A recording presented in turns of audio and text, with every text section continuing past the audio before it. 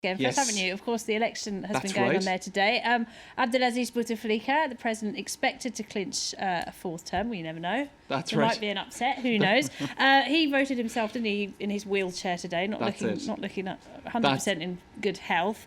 What has the online reaction been like so far with All right, all that I'll get to voting all going of the images in just a Yes. second, but my favourite anecdote from the Algerian election today is in the town of Béjaïa, which is the second largest city in the Kabyle region of the country. There was a man Yes. so upset with what he considered to be an unfair and unfree election that he ran off with a voting booth. He picked on? Oh, it he up. actually picked it up? Picked it up Wow. and walked out. So there you go. There are some people in Algeria clearly not very happy with Did how the anybody election is try going. to stop him, or did I think he just got clean carry away, on? and indeed the participation. Well, the votes might have been for one of the opposition leaders, so that might have backfired spectacularly. That's it.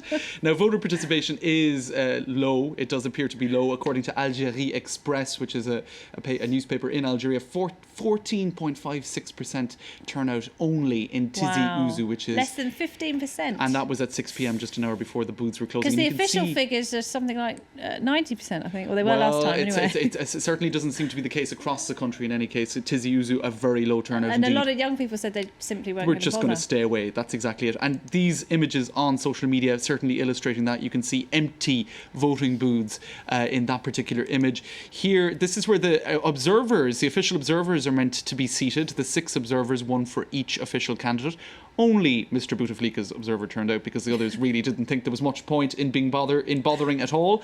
And of course, the image which has been going across news channels and social media equally is the image of the president voting in his wheelchair. Hardly a sign of a man in the best of health to be leading the country. Now, you see, social media has played a key role, really, not in actually affecting the outcome of the election.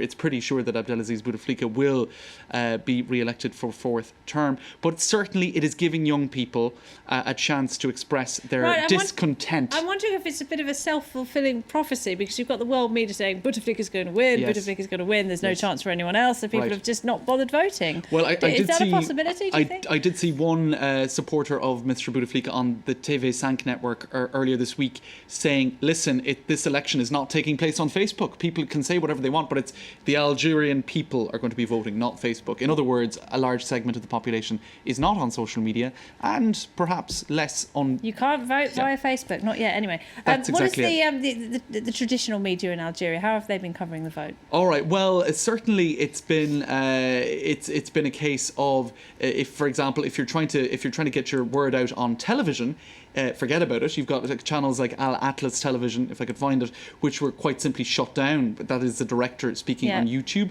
It's a little bit easier. That's the guy with 200 hits, right? That's right. That's exactly it. But He hasn't got any more after your plug yesterday. I have to show you these, Laura. This is people riffing on the fact that the president did vote in his wheelchair. So you've got images such as that. That's tasteless. It is tasteless, but it shows the extent to which satire is playing its part, and that is coming through on social media in a much more unfiltered manner. Now, they are tasteless jokes. It is pointing out the fact that the man is unwell and he is in a wheelchair, but perhaps merited when you see things such as this. Now, this is Abdelaziz Bouteflika's Facebook page, Laura. It's got 445,000 followers. Now, would you believe that got a massive boost in Turkey earlier this month? Now, that's unlikely because clearly those likes were bought. It is more than likely. It's a big problem on Facebook, so, isn't it? if perhaps you get what you deserve if you're We're running out of manipulating. time. I want to move on to your last story because this is quite amazing. I read this and I couldn't believe what I was seeing. Now, this is a man who was due to be executed in Iran. That's right. For killing another man in a street fight, I believe. That's he right. stabbed him to death. Now, the victim's mother... Well, you tell us what happened. All right, well, let's roll the pictures because we have a series of pictures that explain it perfectly. The world's media have picked up on this today. This was in the northern city of Noshar. Now, he essentially was to be hanged. His name is Balal, that's his first name. He stabbed a man. Here is the mother of the victim, right? This crime goes back a number of years. She slapped him in the face and then decided to pardon him. Because the victim's family was supposed to kick the chair away, weren't they? That's right. And apparently in Iranian law, the family is allowed to forgive the person who was responsible for the murder of your family member. And she decided at the last minute to pardon him. So it's extraordinary and then images. The condemned's mother then ran up to the other mother and gave her a hug.